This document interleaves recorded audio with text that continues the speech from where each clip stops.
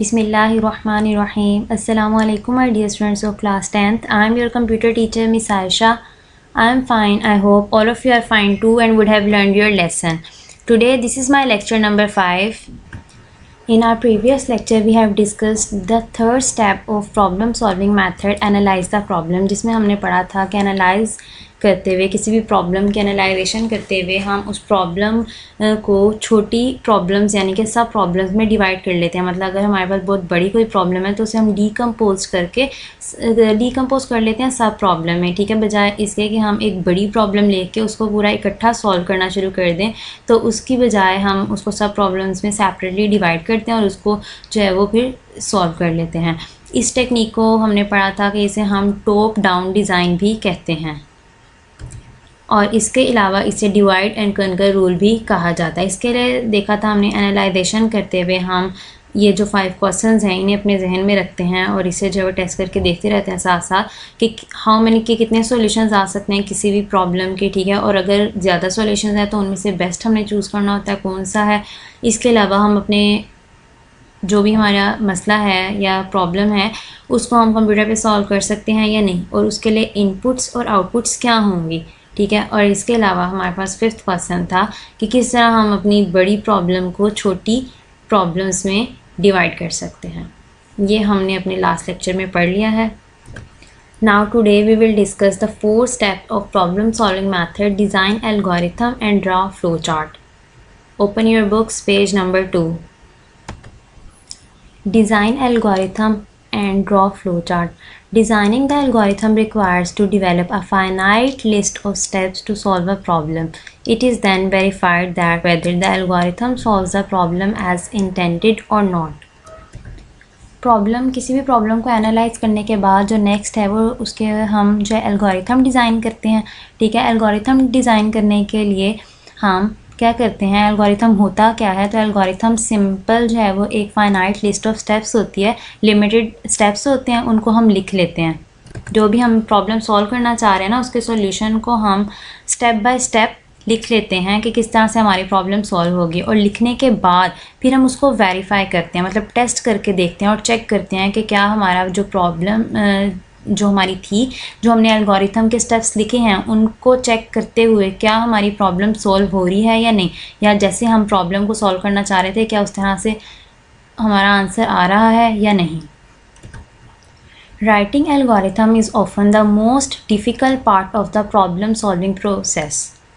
Algorithm लिखना, क्योंकि हमने प्रॉब्लम को आइडेंटिफाई भी कर लिया, रिक्वायरमेंट्स को भी स्पेसिफाई कर लिया और हमने एनालाइज भी कर लिया प्रॉब्लम को, उसके बाद हमने एल्गोरिथम लिखना होता है सॉल्यूशन के लिए, ठीक है। तो सबसे मुश्किल काम जो है वो एल्गोरिथम लिखना ही है, क्योंकि अगर हमारा एल्गोरिथम ठीक होगा तो उसको देखते हुए हम इजीली जो है वो अपना फ्लो चार्ट भी ड्रॉ कर सकते हैं और फिर उसके बाद हम कोडिंग भी इजीली कर सकते हैं एल्गोरिथम को फॉलो करते हुए। इसलिए एल्गोरिथम लिखना सबसे डिफ़िकल्ट है क्योंकि एल्गोरिथम आपका ठीक होना चाहिए।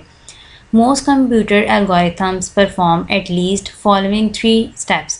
ज़्यादातर एल्गोरिथम जो है वो 3 स्टेप्स पे कंसिस्ट करता है, ठीक है। 3 स्टेप्स होते हैं जिन्हें वो फॉलो करता है। सबसे पहला स्टेप है इनपुट यानी कि गेट डाटा। सेकेंड स्टेप है परफॉर्म कंप्यूटेशन यानी कि प्रोसेसिंग। Display results output. कोई भी हमारा कंप्यूटर है, कोई भी प्रॉब्लम है, कोई भी हम इंस्ट्रक्शंस देते हैं, कुछ भी, वो 3 ही चीज़ों पे बेस करता है, इनपुट, प्रोसेसिंग, आउटपुट। इनपुट में हम क्या करते हैं, गेट डाटा, यूज़र से डाटा लेते हैं, ठीक है। यूज़र से डाटा लेने के बाद जो यूज़र ने एंटर करना है, लेने के बाद जैसे हम कैलकुलेटर की एग्जांपल की बात कर रहे थे तो उसमें हम नंबर्स यूज़र से ले लेंगे, यूज़र ने नंबर्स एंटर कर दिए, उसके बाद हम परफॉर्म कंप्यूटेशन यानी कि प्रोसेसिंग, हम कंप्यूट करके देखेंगे उन नंबर्स को, ठीक है। अगर हम प्लस करवाना चाह रहे हैं या मल्टीप्लाई करवाना चाह रहे हैं, जो भी करवाना चाह रहे हैं वो करवा के देखेंगे। वो वाला जो स्टेप है हमारा क्या कहलाएगा, processing.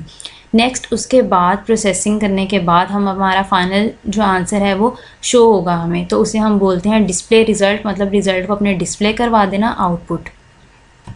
Once the algorithm has been designed, it should be verified through desk checking. जब हम algorithm लिख लेते हैं, डिज़ाइन कर लेते हैं अपनी प्रॉब्लम के सॉल्यूशन के लिए, तो उसके बाद हम उसको वेरीफाई करते हैं. वेरीफाई किस तरह करते हैं? डेस्क चेकिंग के थ्रू. अब डेस्क चेकिंग क्या होता है? Desk checking is an important part of algorithm design that is often overlooked. To desk check an algorithm, we must carefully perform each algorithm step just as a computer would do and verify that the algorithm worked as desired. Desk checking जो है वो किसी भी algorithm को design करते हुए एक important part है जिसे हम समटाइम्स जो है वो ओवरलुक कर देते हैं, यानी कि इग्नोर कर देते हैं. ठीक है, तो डेस्क चेकिंग में हम करते क्या हैं? एल्गोरिथम को डेस्क चेक करने के लिए हम सबसे पहले क्या करते हैं कि हर एल्गोरिथम का जो स्टेप होता है, हर स्टेप को स्टेप बाय स्टेप वेरीफाई करते हैं. ठीक है, जैसे कंप्यूटर करता है ना प्रोग्राम्स को, इसी तरह हम इसमें एल्गोरिथम को पेपर के ऊपर स्टेप बाय स्टेप वेरीफाई करते हैं और चेक करते हैं कि जिस तरह का हम काम करवाना चाह रहे हैं, जो हम सॉल्यूशन चाह रहे हैं, इस एल्गोरिथम को चेक करते हुए क्या हमारा वो सॉल्यूशन आ रहा है या नहीं. ठीक है, The time and effort can be saved by locating and rectifying algorithm errors at this stage. अभी हमने पढ़ा कि डेस्क चेकिंग के अंदर हम अपने एल्गोरिथम को वेरीफाई करते हैं. ठीक है, चेक करते हैं उसको, अगर तो कोई एरर आ जाए, ठीक है, तो हम उसको फिर रेक्टिफाई कर लेते हैं, मतलब उस एरर को डीबग कर लेते हैं, उसको ठीक कर लेते हैं. जहाँ पे भी कोई मसला आ रहा होगा उसे हम ढूंढते हैं और उस मसले को हम ठीक कर लेते हैं ताकि जो है वो हमारा एल्गोरिथम बिल्कुल सही वर्क करे और जो हम सॉल्यूशन चाह रहे हैं वैसा सॉल्यूशन हमें मिल जाए.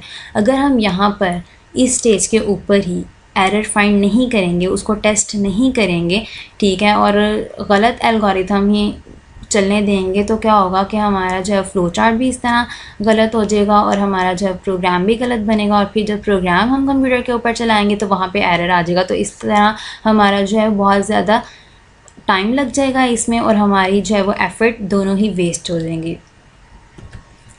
A program is a set of instructions given to the computer to solve a particular problem. It is written in a programming language. अब प्रोग्राम क्या होता है? ठीक है, प्रोग्राम कहते हैं सेट ऑफ इंस्ट्रक्शंस, जो हम कंप्यूटर को इंस्ट्रक्शंस देते हैं कि अब आप ये काम कर दो, कुछ भी किसी भी प्रॉब्लम को सॉल्व करने के लिए कोई पर्टिकुलर या कोई ख़ास इंस्ट्रक्शंस जो हम कंप्यूटर को देते हैं ना कि अब आप ये काम कर दो, ये काम कर दो कंप्यूटर को, ठीक है, उसको हम प्रोग्रामिंग लैंग्वेज के अंदर लिख देते हैं, उससे हम प्रोग्राम कहते हैं. बस जैसे फॉर एग्ज़ाम्पल अगर हमने किसी दो नंबर्स को प्लस करवाना होगा तो हम वहाँ पे लिख लेंगे सम इक्वल है a + b. जिस भी प्रोग्रामिंग लैंग्वेज में काम कर रहे होंगे उसके रूल्स को फॉलो करते हुए लिखेंगे, तो इसे हम प्रोग्राम कहते हैं. और ये प्रोग्राम की डेफिनेशन है. नेक्स्ट डेफिनेशन है हमारे पास डेस्क चेकिंग. डेस्क चेकिंग की प्रॉपर डेफिनेशन लिखी हुई है यहाँ पे. Is the process of carefully observing the working of an algorithm on the papers for some test data.